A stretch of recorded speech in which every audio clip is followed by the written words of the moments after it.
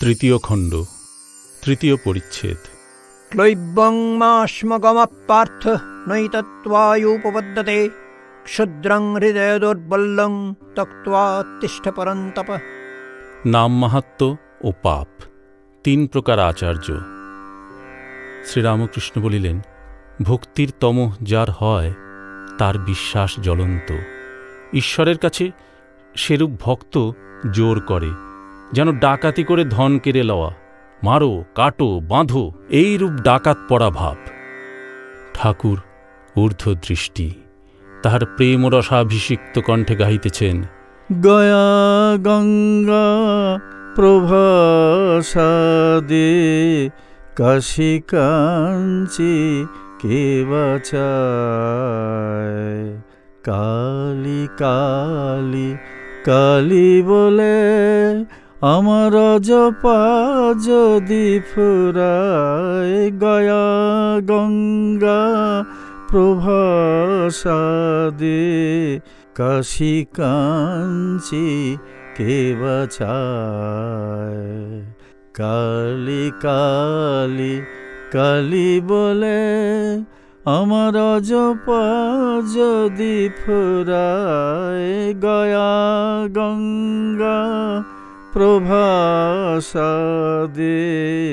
কাশী কাঞ্চি কে বাঁচায়।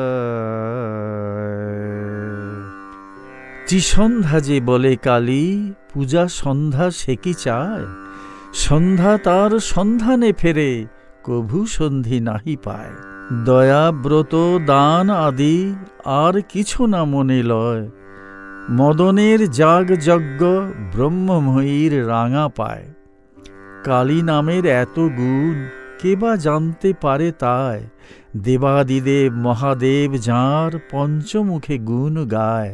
ঠাকুর ভাবন্মত্ত, যেন অগ্নিমন্ত্রে দীক্ষিত হইয়া গাইতেছেন, আমি দুর্গা দুর্গা বলে মা যদি মরি, আখেরে দিনে না তারও কেমনে জানা যাবে গো শঙ্করী। কি আমি তার নাম করেছি, আমার আবার পাপ? আমি তার ছেলে, তাঁর ঐশ্বর্যের অধিকারী, এমন রোগ হওয়া চাই। তমগুণকে মোড় ফিরিয়ে দিলে ঈশ্বর লাভ হয়। তার কাছে জোর কর, তিনি তো পর নন, তিনি তো আপনার লোক। আবার দেখ, এই তমগুণকেই পরের মঙ্গলের জন্য ব্যবহার করা যায়। বৈদ্য তিন প্রকার, উত্তম বৈদ্য, মধ্যম বৈদ্য, অধম বৈদ্য।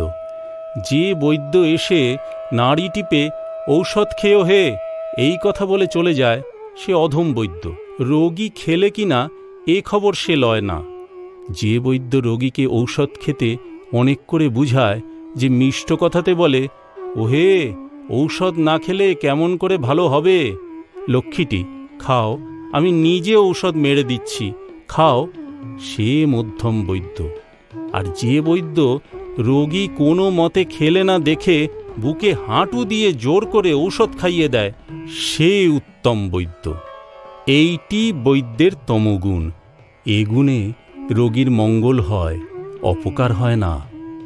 বৈদ্যের মতো আচার্যও তিন প্রকার। যিনি ধর্মোপদেশ দিয়ে শিষ্যদের আর কোনো খবর লন না, সে আচার্য অধম। যিনি শিষ্যদের মঙ্গলের জন্য তাদের বার বার বুঝান, যাতে তারা উপদেশগুলি ধারণা করতে পারে, অনেক অনুনয় বিনয় করেন, ভালোবাসা দেখান, তিনি মধ্যম থাকের আচার্য। আর যখন শিষ্যেরা কোনো মতে শুনছে না দেখে কোনো আচার্য জোর পর্যন্ত করেন, তাঁরে বলি উত্তম আচার্য।